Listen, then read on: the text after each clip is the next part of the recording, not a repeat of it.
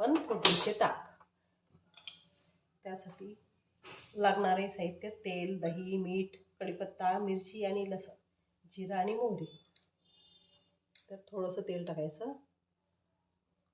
ते गरम झाल्यानंतर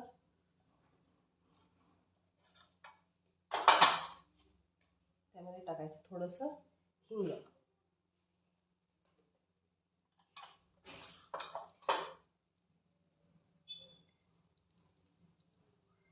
हिंग गरम झाल्यानंतर त्यामध्ये टाकायची थोडीशी राई,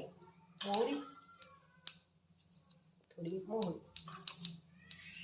थोडंसं मोहरी तडतडल्यानंतर थोडंसं जिरं टाकायचं.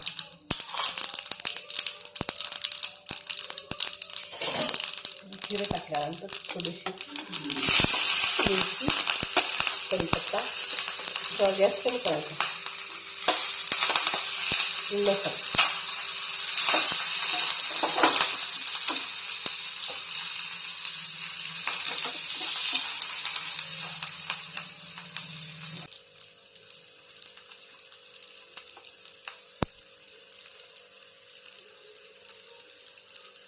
आता हा तडका आपण दही आणि पाणी तयार केलेल्यामध्ये